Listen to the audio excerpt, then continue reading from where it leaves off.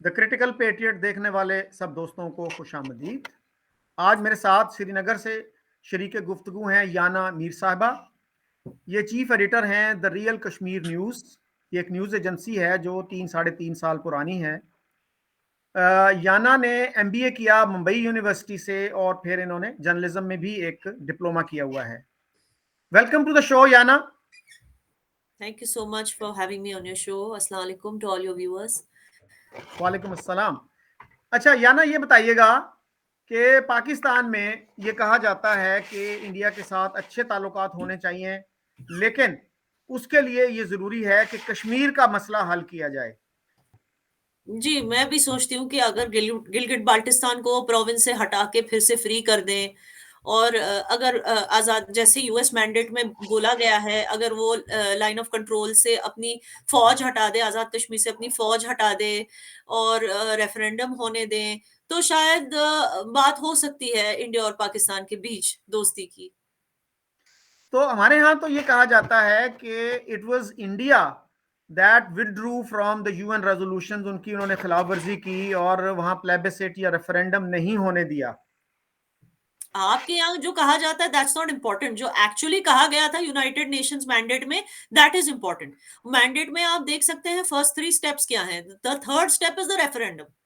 और first step तो यही है ना कि पाकिस्तान पहले अपनी फौज हटाए और सेकंड स्टेप है कि फिर इंडिया अपनी फौज हटाएगी और थर्ड स्टेप है रेफरेंडम। लेकिन रेफरेंडम में भी मैं आपको बता दूं, don't be so optimistic about it, because जो न्यू एज जनरेशन है कश्मीरियों का, जो हमारा जनरेशन है, हमें अच्छी तरह से पता है, we are well aware. First of all we are the generation जो बाहर पढ़ के आए हैं, जो कश्मीर के बाहर रह के आए। हमने देखा है कि मुसलमानों को किस तरह से इज्जत दी जाती है और जो प्रोपागेंडा किया जा रहा है, एंटी मुस्लिम प्रोपागेंडा, कि इंडिया एक हिंदुत्व लैंड है और मुस्लिम्स के खिलाफ प्रोपागेंडा हो रहा है, सॉरी मुस्लिम्स के खिलाफ ह्यूमन राइट्स वायलेशंस हो रही हैं। हमने ये सब देखा हुआ है कि ये सब झूठ है।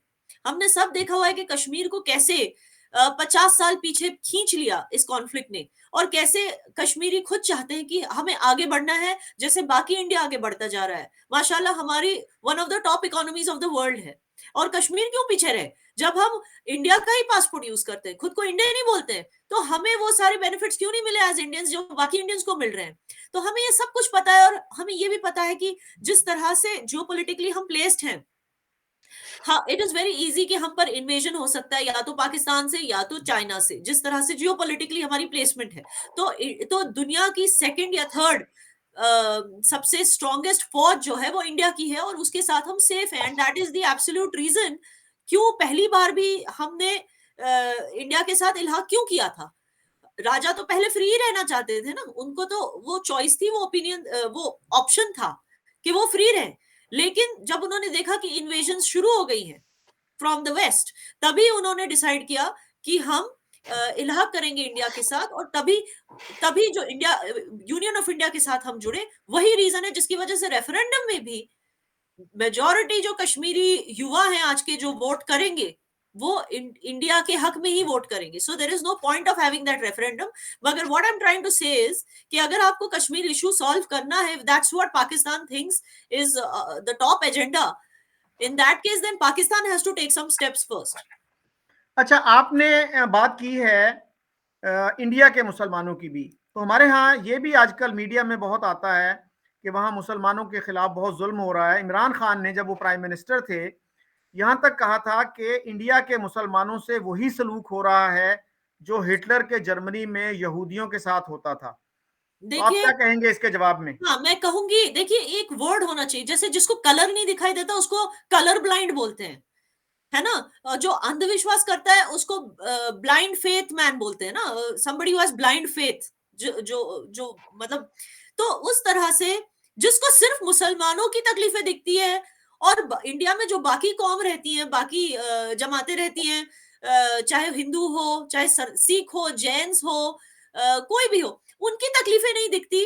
बस एक एक नजरिया, एक वो होता है ना, एक पेरिस्कोप से दिखता है कि सिर्फ मुसलमानों के ऊपर क्या हो रहे हैं जुल्म। तो उसको भी किसी तरह का ब्लाइंडनेस बोलना चाहिए। आई थिंक उसको भी एक टैग मिलना चाहिए कि he is for example blinded to the problems of the other communities. तो just because he is communal blinded person, okay, that doesn't mean कि हम उनकी बातों, कम्युनल ब्लाइंडेड पर्सन की बातों को हम सच कैसे माने? आप बताइए कौन सी, आप जो जुल्मों की बात कर रहे हैं वो कौन सी जुल्मों की बात कर रहे हैं जो मुसलमानों पे हो रही है? जैसे कि घर बुलडोज हो रहे हैं, घर हर एक उस शख्स की बुलडोज हो रहे हैं जिसने इलीगली लैंड पे एनक्रोच किया है। इट्स नॉट ओनली मुस्लिम, लेकिन because he is communally blinded, तो इमरान खान को सिर्फ शायद मुसलमानों के घर दिखाई दे रहे हैं। अच्छा, अगर आप रेप्स की बात करें या औरतों के साथ जो मजालिम हो रहे, जो जुल्म हो रहे, उनकी बात करें, ओके, तो अगर आप एक तरफ बिल्किस बानो का बोलते हैं, जो मैं मानती हूं कि गलत हुआ है, जो उसके गुनहगार थे उनको इज्जत नहीं बख्शी जा सकती, लेकिन एट द सेम टाइम दूसरी तरफ हमारे पास एक बिट्टा कराटे है जो आज भी फ्री घूम रहा है, आज भी वो जेल, डिस्पाइट द फैक्ट कि उसने कन्फेस भी किया कि उसने इतने कश्मीरी हिंदुओं को मारा है, उसके बाद भी वो खुला घूम रहा है। तो अगर ये लॉ एंड ऑर्डर प्रॉब्लम है तो वो सबके लिए ये लॉ एंड ऑर्डर प्रॉब्लम है ना। इंडिया में हम मानते हैं कि हमारे यहाँ लॉ एंड ऑर्डर प्रॉब्लम है कुछ कुछ जगहों पे, लेकिन ये अच्छा, सबके लिए, सिर्फ मुसलमानों मैं, के लिए नहीं है। हाँ, मैंने जो देखा अभी बिट्टा कराटे को कुछ अरसा पहले गिरफ्तार किया गया था टेरर फाइनेंसिंग पे। जो पहले मारने पे उनको पकड़ा गया था तो उस पे वो छूट गए थे, रिहा हो गए थे। तो दूसरी इंटरेस्टिंग बात यह है कि इमरान खान से पूछा गया था कि चाइना में जो वीगर्स हैं, वीगर मुस्लिम्स जो हैं, उनके साथ क्या सलूक हो रहा है। तो एक दफा तो उन्होंने कहा था कि मुझे पता नहीं है उनका। फिर उन्होंने कहा नहीं नहीं, हम बात करते हैं, लेकिन चाइना हमारा दोस्त है तो हम पब्लिकली नहीं उस पर कमेंट करते। तो जी, आप क्या कहेंगे इसके बारे में? देखिए पहली बात तो मैं क्यों कमेंट करूं? I want to be a sane and sensible Muslim. To be very honest with you, I want to think of my nation. I don't want to think of what's going on with which community outside my country. Because फिर मुझ में और पाकिस्तानियों में कोई फर्क नहीं रहेगा, ठीक है ना? वो चाइनीज लोग हैं इवेंचुअली, वो मुस्लिम है या एथियस्ट है, मगर they are Chinese and their government is handling them in which their government thinks is right. अब बात रही इमरान खान की, जो वो ऑफ कोर्स बात तो सही है कि चाइना जुल्म कर रहा है उइगर्स पे, अब क्यों कर रहा है, क्या है उसके पीछे, मुझे नहीं जाना है। बट इस चीज पे पर्दा डाल के अपनी सो कॉल्ड दोस्ती विद चाइना को बचाकर भी इमरान खान को क्या मिला? सीपैक तो बंद ही हो गया ना। इस तरह की गेम्स नहीं खेलनी चाहिए लोगों के इमोशंस के साथ। अगर आप कहते हो कि आप मुसलमानों के साथ हो, तो फिर why don't you speak about a community that is completely isolated in China, which is the Uyghur Muslims? तो आप उनके बारे में क्यों नहीं बोल, या कुर्द्स के बारे में? कुर्द्स भी तो मुस्लिम्स हैं, जो टर्की कुर्दिस्तान के लोगों के साथ कर रहा है, उनके बारे में भी नहीं बात की जाती। So why is it so conveniently focused only on Indian Muslims? तो ये बात मुझे कुछ समझ नहीं आ रही है कि इट इज, मतलब ये क्लियर होता है कि उनका जो मोटिव है वो मुसलमानों को सपोर्ट करना नहीं है, उनका मोटिव है कि इंडिया में जो यूनिटी है हिंदू मुस्लिम्स की, उसको ब्रेक करना है। अच्छा, कल जो है एक स्टेटमेंट हमारे मीडिया में काफी चली कि गोवा फिल्म फेस्टिवल में एक साहब ने ये कहा कश्मीर फाइल्स जो फिल्म है वो एक प्रोपेगेंडा फिल्म है। आपकी क्या ओपिनियन है इस फिल्म के बारे में? मुझे पहली बात तो शॉक हुआ कि ये स्टेटमेंट किसने दिया? एक इजरायली जूइश आदमी ने दिया। हम्म। Jews have also gone through the Holocaust. उनका भी एक्सोडस हुआ था यूरोप से, और आज भी वो अपने हक के लिए लड़ रहे हैं अपनी ही जमीन पर। ओके, तो ऐसे कौम से निकल के एक आदमी किसी और के साथ जब वही चीज बीती है किसी और कम्युनिटी के साथ, वो उसको प्रोपेगेंडा मूवी बोल रहा है। ठीक है, अगर उसकी ये ओपिनियन है कि उस मूवी ने मुझे डिस्टर्ब किया, यस, बिकॉज उसमें कुछ विजुअल्स ऐसे थे जो यू इमेजिन कि जब वो सच्चाई में हुए होंगे, असलियत में, वो कितने खौफनाक होंगे। जिन लोगों ने उसको देखा होगा, किया होगा असलियत में, इसको सिर्फ मूवी में देख के पढ़ के उसको इतना वो डिस्टर्ब हो गया दैट ही इज सेइंग कि एक आर्ट कंपटीशन में इतनी डिस्टर्बिंग मूवी नहीं होनी चाहिए। ठीक है, वो इस तरह बोल सकता है, दैट्स हिज ओपिनियन, मगर उसको प्रोपेगेंडा मूवी और पता नहीं वल्गैरिटी, ये सब जो उसने बोला, ये बहुत ही गलत बोला। एंड इट वाज, मुझे लगता है कि इस सेंचुरी की सबसे इनसेंसिटिव रिमार्क इस बोला कमिंग फ्रॉम अ जू, it was very hurtful. And जहां तक मैंने देखा है सोशल मीडिया पे काफी सारे जूस भी उसको अपोज कर रहे हैं कि उसने, कि हमारे एक बंदे ने इतना इनसेंसिटिव स्टेटमेंट दिया। So I think it was wrong. So what is your personal opinion of this movie Kashmir Files? ये पंडितों के उस पे है ना जी, जो जिस तरह से उनको कश्मीर से निकलना पड़ा। जी, तो my personal opinion is that it is true. but it does not encompass all the Kashmiri Muslims. उसमें कश्मीरी अगर बात की जाए, first of all Kashmiri Muslims have to understand कि हमारी पूरी कौम को उसमें नहीं दिखाया गया, हम में से उन लोगों को दिखाया गया जिन्होंने कोई भी कोशिश नहीं की कश्मीरी पंडितों को बचाने की, और ऐसे भी लोग थे जिन्होंने इस मौके का फायदा उठाने की कोशिश की। कश्मीरी पंडितों के जो घर जमीनें थे उसको बैतुल माल समझ के उस पर कब्जा कर लिया, उन्होंने मुजाहिदों का साथ दिया। मैं उनको मुजाहिद नहीं कहूंगी बिकॉज वो जिहाद को एक्चुअली जिहाद की तौहीन करते हैं, मगर अपने जहन में ये खुद को समझा लिया कि भाई ये मुजाहिद हैं, ये इस्लाम के लिए लड़ रहे हैं और ये लड़ रहे हैं तो हम भी इनका सपोर्ट करेंगे, इससे तो हमें दो फायदे होंगे, एक तो हमें अल्लाह ताला की बरकत मिलेगी और दूसरा बैतुल माल मिल जाएगा। तो इस बैतुल माल या मकसद माले से, गनीमत, जो भी आप बोलो उसको, तो इस मकसद से कुछ कश्मीरियों ने उनका साथ दिया था, मैं बताऊं। लेकिन जो मेजॉरिटी कश्मीरी मुस्लिम्स हैं उन्होंने पूरी कोशिश की अपने अपने तरीके से कश्मीरी पंडितों को बचाने की, उनको हिफाजत से या तो अपने घर में छुपाया या तो जम्मू चले जाने की, मतलब उनको हेल्प की, हिदायत और हेल्प भी की, और उनके घरों की प्रॉपर्टीज को आज तक बचा के रखा है इस उम्मीद से कि हमारे हमसाए वापस आएंगे और उसी घर में रहेंगे हमारे नेबर्स बन के, बचा के रखा है। उनके घरों को जलने से बचाया, उनके घरों को प्रोटेक्ट करके रखा है। अभी भी ऐसे कश्मीरी मुसलमान हैं जो मतलब they symbolize humanity and they are still on all social media platforms calling out to their Kashmiri Pandit brothers and sisters saying come back, ये आपकी जमीन है और आपको नहीं जाना चाहिए। आज भी कुछ लोग हैं miscreants in the society जो हमारी यूनिटी तोड़ने की कोशिश कर रहे हैं, लेकिन आपको छोड़ के नहीं जाना है वापस, हम साथ में लड़ लेंगे, हम भी तो मरते हैं, हमें भी तो टारगेट किया जाता है। जो कश्मीरी पंडित को यहाँ वापस लाना चाहता है उसको भी मारा जाता है, उसके ऊपर भी थ्रेट्स आती हैं, फिर उसको टारगेट किया जाता है, बोला जाता है कि ये मुखबिर है या आरएसएस का बंदा है या बंदी है, इस तरह की चीजें बोलकर हमें भी टारगेट किया जाता है, लेकिन हम फिर भी यहाँ लड़ रहे हैं। और अच्छा याना ये बताइएगा कि 370 की बहुत बात होती है, उसकी रिपील से क्या कोई बेहतरी आई है कश्मीर में या हालात खराब हुए हैं, क्या हुआ है? उसकी रिपील से ये हुआ है कि जो एक रेडिकल मुस्लिम रेडिकल इस्लामिक फाउंडेशन जो कश्मीर में मैं कहूंगी एक रेडिकल इस्लामिक ट्रेंड जो कश्मीर में बढ़ता जा रहा था उस पे ब्रेक्स लग गए। So now Kashmiri society is an open society and it's a more free society because women can walk around freely because they don't have the fear of Asya Andrabi and her gang. Okay, parents are not scared कि जो उनके बच्चे हैं उनको किसी हुर्रियत की तंजीम अपनी तरफ कर लेगी और पेन हटा के उसके हाथ में गन दे देगी। और लोगों को ये एक you can talk about business people, जो बिजनेसमैन है यहाँ, उनको एक तरह की रिलीफ राहत मिली है कि हर दूसरा तीसरा दिन हड़ताल नहीं होता, हमें दुकानें बंद नहीं करनी पड़ेगी, तो हमें नुकसान नहीं होगा।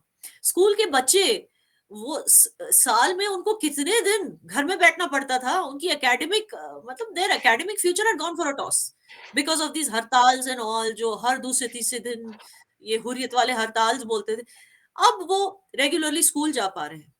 अब जो है सोसाइटी खुल चुकी है, people feel more free when they walk around, no doubt about that. लेकिन जो अभी भी आफ्टर इफेक्ट्स जो पहले के रह गए हैं, फॉर एग्जाम्पल लोगों के अंदर नफरत भरे रखने के लिए जो ये तंजीमें थी, जमात इस्लामी जैसे आज बैंड है but it was only band for 5 years, unfortunately I feel it should be band for ever. या आप कहो ये जेकेएलएफ हुर्रियत, ये जो तंजीमें थी, they used to try and मतलब ड्रग्स का एक इन्होंने रैकेट यहाँ शुरू करके रखा था जस्ट सो दैट जब बच्चों में आप ड्रग्स की आदत डाल दो, it's very easy to provoke them and make them angry. तो इन चीजों से अभी तक हमारी सोसाइटी लड़ रही है। एंड द फैक्ट के बहुत से बच्चे गुमराह हो गए थे, उनके हाथों में पत्थर थे, they had become stone pelters. तो उसकी वजह से क्या, हालांकि गवर्नमेंट हमारे लिए करना चाहती है लेकिन एक ट्रस्ट डेफिसिट हो गया है, ना वो हमें ट्रस्ट कर पा रहे हैं, ना हम में से कुछ लोग उन्हें ट्रस्ट कर पा रहे हैं कि do they really want our benefit या वो बस हमें हलाक करना चाहते हैं। तो एक वो ट्रस्ट डेफिसिट से लड़ने की हमारी यहाँ कोशिशें हो रही है। मतलब गवर्नमेंट इज ट्राइंग, जैसे कि मैं आपको बोल दूं, बहुत सारी जगहें हैं जहां पे कॉन्वॉय जब चली है तो ट्रैफिक को नहीं रोका जाता क्योंकि वहां के लोगों पे ट्रस्ट है। लेकिन बहुत सारी ऐसी जगह हैं जहां पे ट्रस्ट नहीं है, जैसे कि Srinagar itself.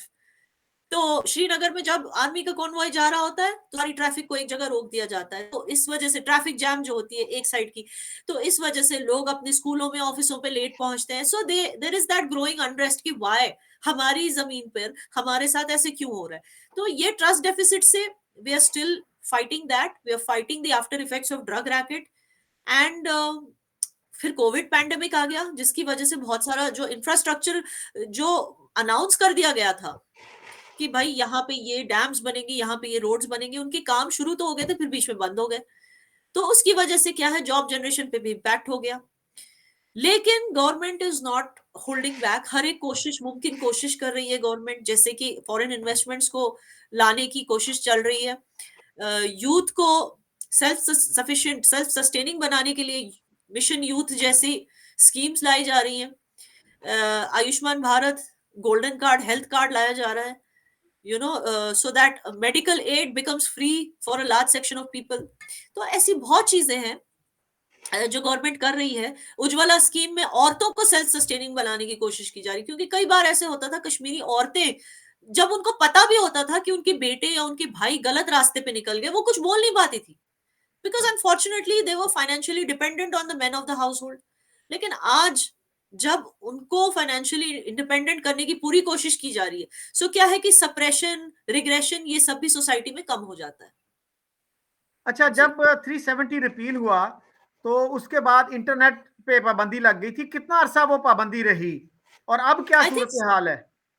I think 7 to 8 months at the most. जो हम्म। ये लोग बात करते हैं कि कश्मीरियों को घर से बाहर नहीं निकलना दिया जा रहा है, ये है वो, see these were all for security reasons, कश्मीरियों की ही जान बचाने के लिए। बिकॉज आपको समझना होगा, जो मिस्क्रिएंट्स हैं वो सिविलियंस को भी टारगेट करते हैं just to create an unrest in a land, फसाद करने के लिए। वो इवन सिविलियंस को टारगेट करते हैं, जरूरी नहीं है कि वो सिर्फ किसी आर्मी वाले को या पुलिस वाले को मारे। सो इसलिए एक होता है ना कि protection, security of the people is the governments first responsibility. तो उस के लिए इन्होंने थोड़ा सा इनका नेटवर्क जो है वो क्रश करने के लिए, जो इन मिसक्रिएंट्स का जो नेटवर्क था, इन गनमैन का जो नेटवर्क था, इन टेररिस्ट का जो नेटवर्क था, उसको क्रश करने के लिए ये सब स्टेप्स लिए गए। But that only lasted for a little while, and now everything is booming here, whether you talk about internet, you talk about markets, there is no political leader who's detained anymore। वो भी इसलिए किया गया था क्योंकि भरोसा नहीं था, पता नहीं था कौन सा पॉलिटिकल लीडर्स के साथ क्या हुआ। तो कुछ ऐसे स्टेप्स गवर्नमेंट को लेने पड़े which were hardcore steps undoubtedly. लेकिन I have to give it to my government कि just like the Israelis, even my Indian government did not back off, did not give up. And आज आप देखिए, जो लोग हम पे उंगलियां उठाते थे इंडिया पे कि भाई ये the treatment is not good to Kashmiris and ये वो, आज वही लोग इलीगल इमिग्रेंट्स की वजह से कितना सफर हो रहे हैं। यूरोपियन यूनियन की बात कीजिए आप या यूएस की बात कीजिए। तो आई डोंट थिंक कि हमें किसी की भी जजमेंट की जरूरत है as Indians. What my Indian government does in my Kashmir is entirely our business. अच्छा, ये कहा जाता है कि बहुत से नौजवानों को श्रीनगर से या दूसरे शहरों से उठाकर दूर दराज की जेलों में डाल दिया गया था, ये कहकर के ये स्टोन पेल्टर्स हैं या ये ट्रबल मेकर्स हैं। तो वो जी, उन नौजवानों को क्या अब छोड़ दिया गया है? उनकी कुछ स्क्रीनिंग हुई है? क्या हुआ है? एब्सोल्युटली। अब आप देखिए, जेलों में कोई यंगस्टर्स वंगस्टर्स नहीं है, ठीक है, जिनकी एडवर्स रिपोर्ट्स नहीं है उनको छोड़ दिया गया है, उनसे कम्युनिटी बॉन्ड साइन करवाया गया है कि भाई आप फिर से हाथ में पत्थर उठाकर इन सब चीजों में मुलविस नहीं होंगे। आप अपने मुस्तकबिल पे फोकस कीजिए, आप अपने लिए सुनहरा मुस्तकबिल बनाइए, आप पढ़िए लिखिए, आप नौकरी कीजिए, आप अपनी कौम के लिए कुछ कीजिए, मतलब be socially active, be a good Muslim, be a good citizen, but don't get involved in anything that's illegal। And I don't think कि इसमें कुछ भी गलत किया गवर्नमेंट ने ये करके। अच्छा, ये जी। भी कहा जा रहा है कि बहुत से लोगों को, हजारों लोगों को, शायद लाखों लोगों को कश्मीर का डोमिसाइल दे दिया गया है। इसमें कितनी हकीकत है? वेल, इट्स नॉट हजारों लाखों लोगों को, इट इज जस्ट कि जो भी अप्लाई करता है, और अप्लाई भी कौन से लोग करते हैं। देखिए, मैंने रिसेंटली एक वीडियो किया था। मेरे घर में आए थे कुछ कारपेंटर्स काम करने के लिए, कुछ रेनोवेशन चल रहा था मेरे घर पे। हम्म। तो उनसे मैंने पूछा, वो सारे यूपी के थे, उनसे मैंने पूछा कि भाई अब तो आप लोग भी वोट कर सकते हो, आप लोग कितने सालों से हो कश्मीर? उन्होंने कहा हम 29-30 ईयर्स से यहीं पे और यही कारपेंटरी का काम कर रहे हैं। तो मैंने कहा अब आप वोट करोगे कश्मीर में? उन्होंने कहा नहीं, हम क्यों करें, हमारे उत्तर प्रदेश का वोटिंग कार्ड है, हम वहीं की सियासत के लिए वोट करेंगे। तो यू हैव टू अंडरस्टैंड कि जो बाहर वाले हैं उनको अपनी स्टेट से मतलब है, उनको अपने घर से मतलब है, वो क्यों यहाँ पर आके यहाँ की मतलब जो डर है ना, जो डर फैलाने की कोशिश की जा रही है कि डेमोग्राफिक चेंज, बाहर वाले आके अब कश्मीर में वोट करें, क्यों करेंगे? उनके घर नहीं है क्या, उनके स्टेट्स नहीं है, वो वहां पे क्यों, वो वहां पे छोड़ के आपके कश्मीर में क्यों वोट करेंगे? मैं उनसे पूछ रही हूँ जो इस चीज को एक मसला बनाने की कोशिश कर रहे। एंड दूसरी चीज, डोमिसाइल जो दिए गए हैं वो उन लोगों को दिए गए हैं जो कई सालों से यहाँ पे रह रहे हैं, यहाँ पे बिजनेस कर रहे हैं या सर्विस कर रहे हैं कई सालों से। बट अनफॉर्चुनेटली जो ये टेररिस्ट हैं वो इन लोगों को अटैक कर रहे हैं, और मुझे नहीं पता कि इनको मार के ये क्या अचीव कर रहे हैं, कश्मीरियों के लिए क्या अचीव कर रहे हैं। जैसे डॉक्टर बिंद्रू को मारा था, ठीक है, चलिए वो कश्मीरी पंडित ही है, ओके, डोमिसाइल तो वो डिजर्व करते ही हैं। वो 40 साल से मेडिकल शॉप चला रहे थे, और आप सोचिए वो कितनी गरीब कश्मीरियों को फ्री में मेडिसिन देते थे। आपको एक भी कश्मीरी नहीं मिलेगा, कश्मीरी मुस्लिम नहीं मिलेगा जो उनके बारे में अच्छा नहीं बोलता। सब कहते हैं कि he was such a philanthropic person, वो फ्री में मेडिसिन देते थे, फ्री में इलाज करते थे जो गरीब तबके के लोगों का। मतलब उनको मार के क्या मिला?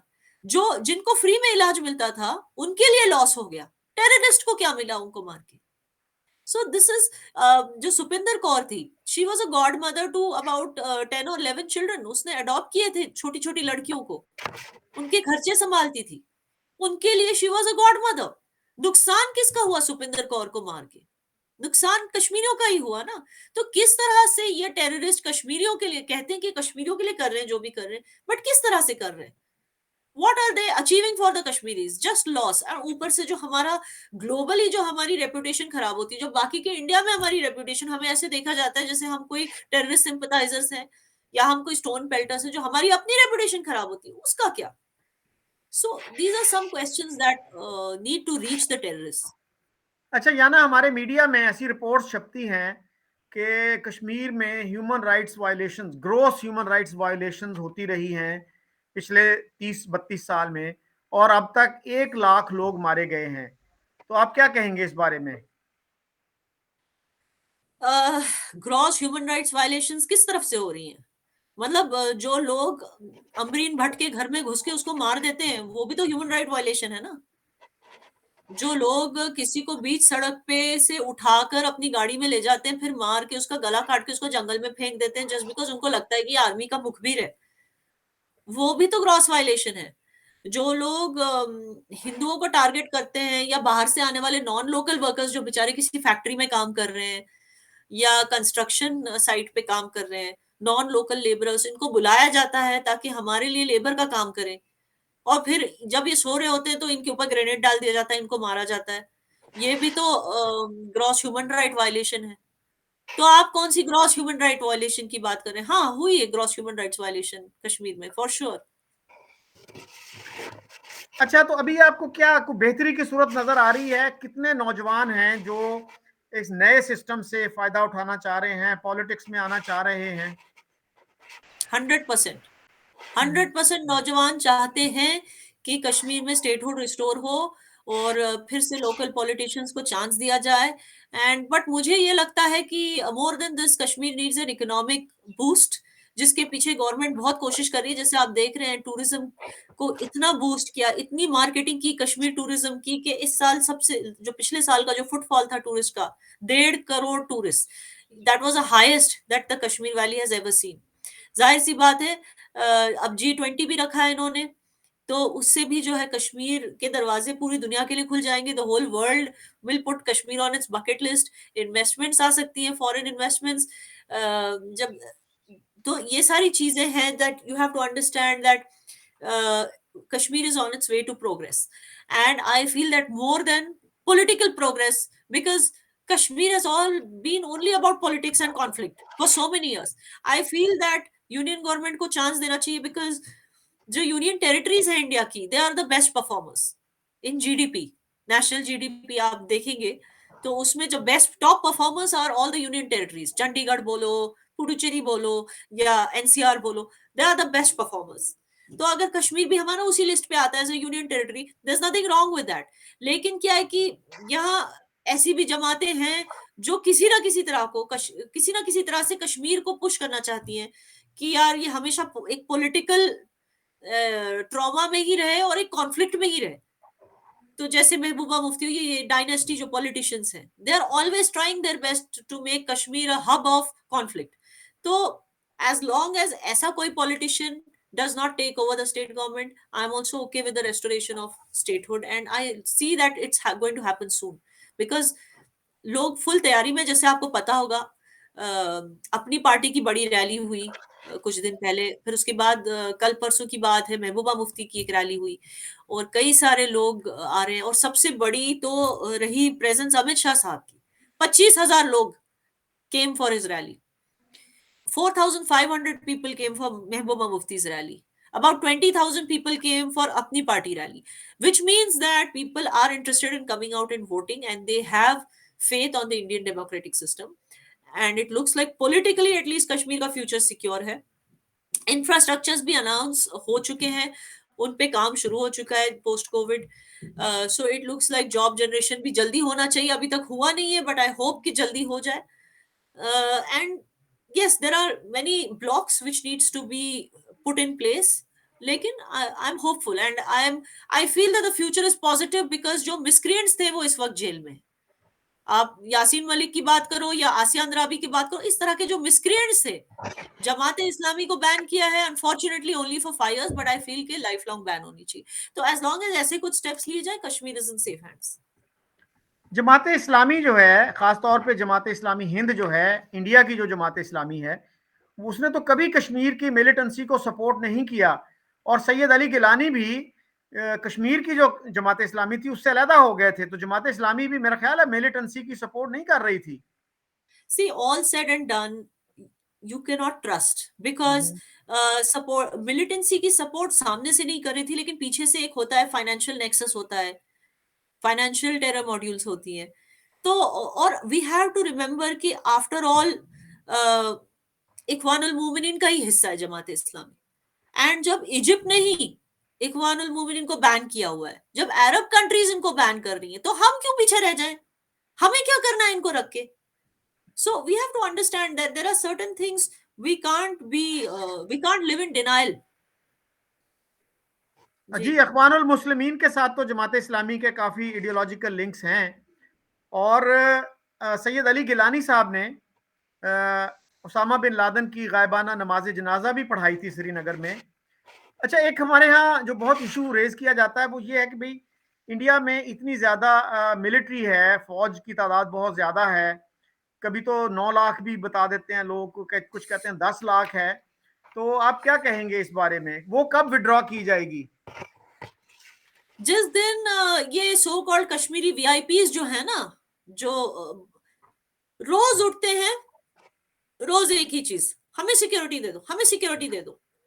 जिस दिन ये आप बोलिए उमर अब्दुल्ला को बिना सिक्योरिटी के घूम के दिखाए, आप बोलिए महबूबा मुफ्ती को सिक्योरिटी छोड़ दो, सिक्योरिटी वाले निकल जाएंगे। फिर क्या बात है इसमें? आपने खुद इनको रखा हुआ है, फिर आप जाते हो चैनल्स पे बोलते हो इतनी फौज है।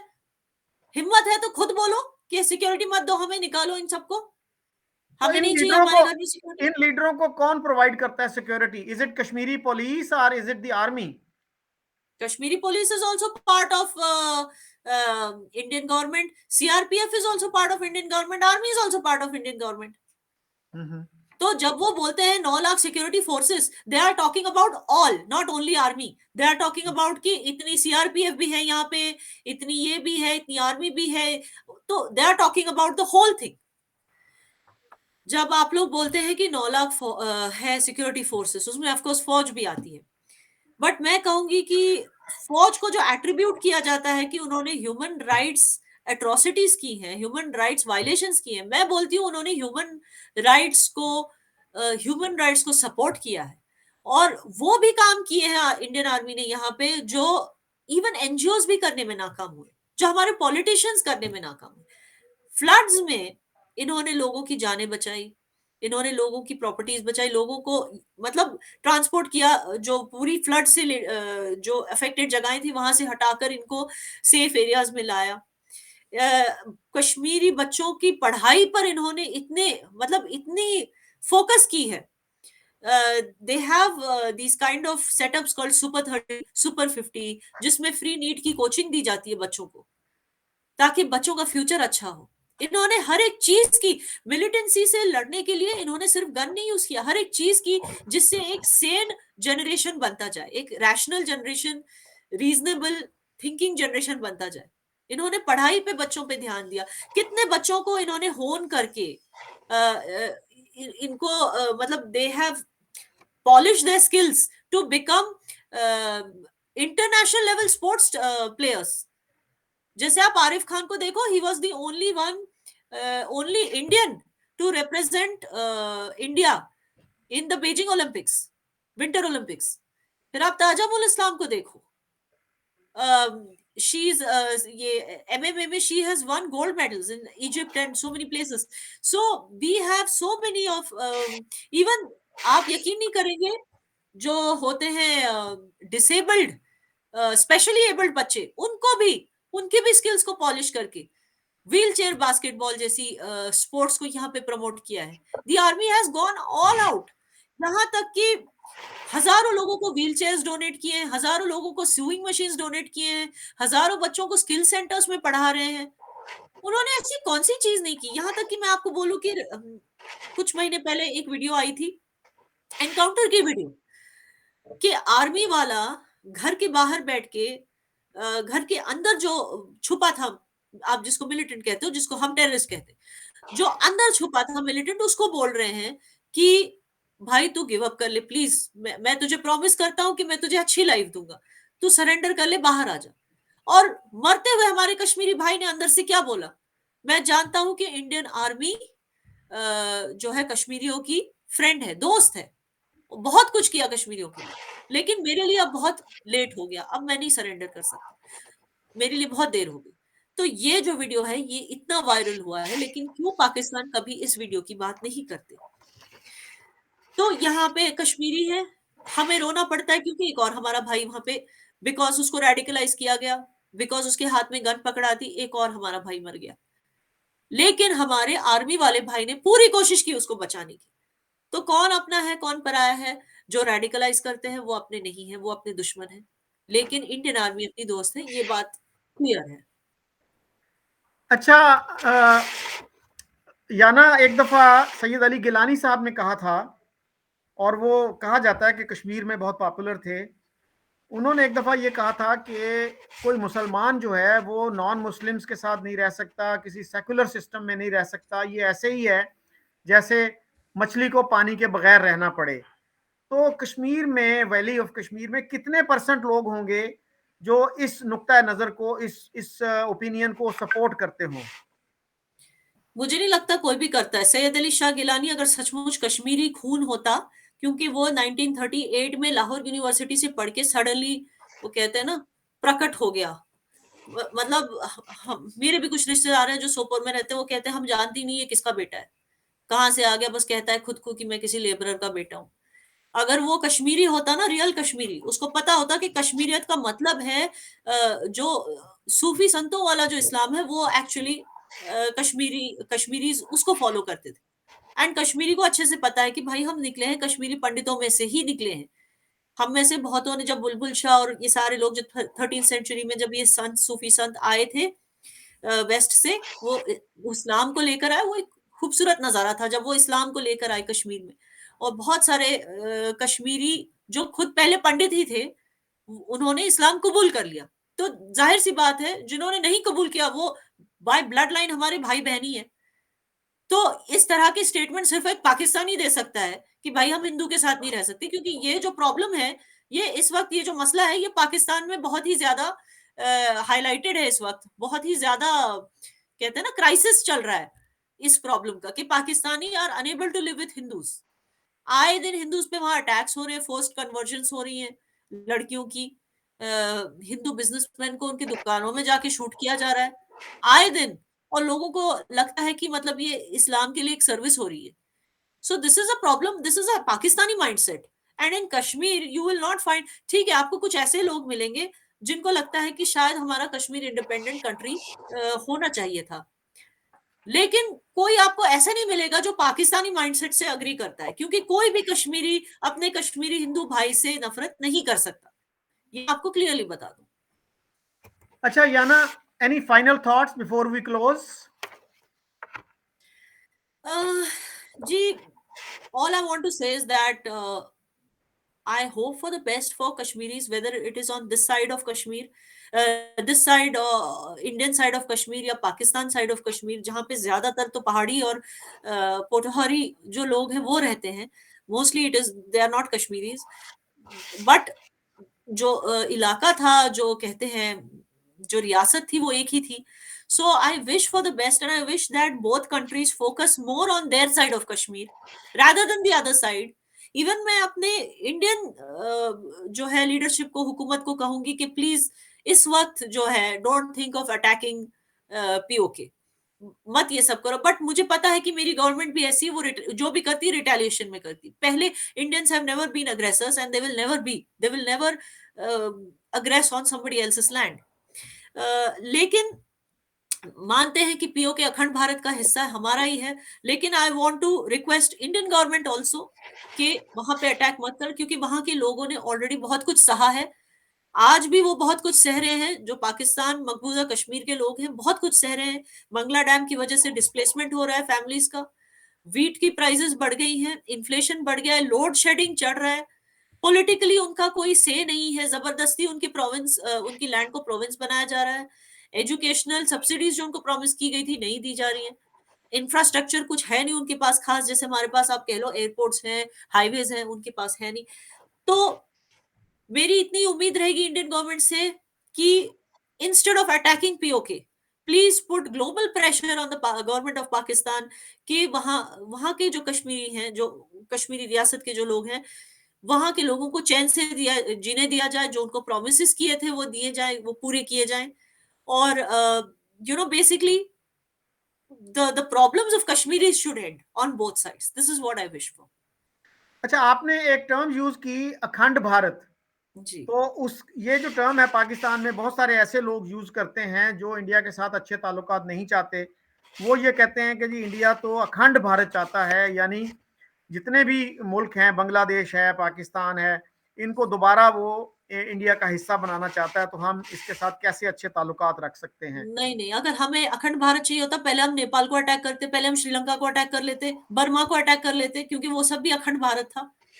अखंड भारत ये हमारा सपना है जरूर, लेकिन ओनली अगर इफ जैसे जैसे पहले हुआ था 1947 में, उसी तरीके का अगर कोई हमसे इल्हाक करना चाहता है तो कंडीशंस हमारी होंगी, इलाक हो सकता है. बट हम इस तरह से अटैक करना, ये इंडिया की सभ्यता या इंडिया की सकाफत कभी नहीं रही है. और बांग्लादेश की आपने बात की, आई एम सॉरी, बांग्लादेश तो मतलब वहां के लोग हैं जो जबरदस्ती यहाँ घुसे आ रहे हैं, इलीगल इमिग्रेंट्स बन के, जिनको मैं क्लियरली आपको बता दूं एज एन इंडियन, हम उनको कभी वेलकम नहीं करेंगे. उन्होंने इतने सारे रोहिंग्याज आ गए हैं जम्मू में रहने के लिए, and I am completely against this. और हालात इस कदर बिगड़ रहे हैं कि खुद अपने आप को अटैक करते हैं, फिर जाके मीडिया में बोलते हैं कि हिंदूज ने आके हम पर अटैक किया. और ये सब ये सिर्फ इसलिए कर रहे हैं ताकि उनको प्रोटेक्शन दी जाए, उनको फ्लैट्स दिए जाए रहने के लिए. एंड आई फील कि इंडियंस की रिसोर्सेज खाने वाले बाहर से आने वाले लोग इस तरह के, I don't welcome them in my country. So in fact Bangladesh को बोलना चाहिए कि भाई आप इंडिया से दूर रहिए, आपको हमने आजादी दिलवा दी पाकिस्तान से, अब आप खुशी खुशी अपनी कंट्री में रहिए. ये नहीं कि ये होता है ना कि एक होनी चाहिए ग्रेटिट्यूड कि भाई हमने आपको हेल्प किया आजादी में, आपकी आजादी की लड़ाई में, अब आप हमको चैन से जीने दें. तो ये बात इनफैक्ट बांग्लादेश को बोलनी चाहिए. एंड सेम थिंग जो आजाद कश्मीर में जो बच्चे, जो नौजवान जिनको कोई जिंदगी ही नहीं मिल रही, उनको लगता है कि कुछ पैसे कमाने के लिए हम बन जाते हैं मुजाहिद और हम चले जाते हैं इंडियन साइड ऑफ कश्मीर में. तो उनको भी बोलना चाहिए कि भाई आप लोग इस तरह से ट्रेसपास मत कीजिए, वो आपका देश नहीं है, आपका मुल्क नहीं है, आप अपने वतन में रहिए and don't cross your borders like that. तो इनफैक्ट पाकिस्तान को ये जो हिदायत है ये बांग्लादेशियों को और अपने नौजवानों को देनी चाहिए कि लीव इंडिया अलोन. अच्छा याना, क्या आप do you see light at the end of the tunnel? क्या आप वो कोई फोरसी करती हैं ऐसा वक्त कि जब इंडिया और पाकिस्तान जो हैं वो अच्छे दोस्तों की तरह, भाइयों की तरह रहें और एक दूसरे को नुकसान ना पहुंचाएं और एक दूसरे को फायदा पहुंचाने की कोशिश करें? I don't see it in the near future honestly, but Afghanistan के साथ मैं बहुत अच्छे रिलेशंस देखती हूँ, मगर पाकिस्तान के साथ बिल्कुल नहीं। इनफैक्ट इवन चाइना के साथ मैं अच्छे रिलेशंस देखती हूँ in the near future, but not with Pakistan. And I don't know why, it could be because as a Kashmiri मैंने जो ब्लडशेड कत्लेआम देखा है, और जो मुझे पता है कि मेरी सरजमीन में ये पाकिस्तान का किया गया है, तो इस वजह से for many Kashmiris it is very hard to forgive Pakistan. वो कश्मीरी माएँ जिनके बेटे मरे हैं, जिनके बेटे पुलिस वाले थे, उन पर अटैक किए गए हैं, वो कश्मीरी माएँ जिन्होंने अपने बेटों को खोया या हस्बैंड्स को खोया जस्ट बिकॉज उन पर एक इल्जाम लगाया गया कि वो मुखबिर है। तो ऐसी माओं के लिए इट इज वेरी हार्ड। या फिर जब अब तो खैर सीज फायर हो गया है, लेकिन जब शेलिंग हुआ करती थी 2 साल पहले तक पाकिस्तान की तरफ से, जितने घर बर्बाद हुए एलओसी से, वो की बदुआएं हैं, क्या वो सब कभी पाकिस्तान को माफ कर पाएंगे? आई डोंट थिंक सो। अच्छा, जब भी लाइन ऑफ कंट्रोल पे फायरिंग होती थी तो हमारा मीडिया तो हमेशा ये बताता था कि अनप्रोवोक्ड फायरिंग हुई है इंडियन साइड से। आप कह रही हैं कि वो पाकिस्तान की साइड से होती थी? तो आप वहीं के लोगों को जाकर पूछ लीजिए। हमने तो एज रियल कश्मीर न्यूज की टीम वहां पे पहुंची थी कमलकोट उड़ी में, और वहां के लोगों से बात की थी। उन्होंने क्लियर बोला कि उस तरफ से आती हैं, और हमें पता भी नहीं चलता कि कब वो शेलिंग शुरू कर देते हैं। उनका कहना ये है कि वहां से शेलिंग इसलिए करते हैं ताकि फोर्सेस वहां पे बिजी हो जाए शेलिंग में, और अंदर से कहीं से ये बॉर्डर से इन्फिल्ट्रेट कर दें अपने नौजवानों को। नहीं, बॉर्डर पे तो अब वो लग गई है ना, लाइन ऑफ कंट्रोल पे तो फेंसिंग हो चुकी है ना, अब क्या खतरा है? नहीं नहीं, बात वो नहीं है। पोरस बॉर्डर तो वो है, कहीं से भी वो घुस सकते हैं। तो वही बात है ना कि it is a distraction method, it use to be. अभी खैर 2021 से मैं देख रही हूँ कि वहां पे सीज फायर वायलेशंस नहीं हो रहे हैं, शुक्र है खुदा का। लेकिन पहले ये होता था कि डिस्ट्रैक्ट करने के लिए फोर्सेस जो हमारे वहां तैनात हैं, उनको डिस्ट्रैक्ट करने के लिए इस तरह की अटैक्स होती थी। जब वो डिस्ट्रैक्ट हो जाते थे तो कहीं ना कहीं से वो घुस के अंदर आ जाते थे।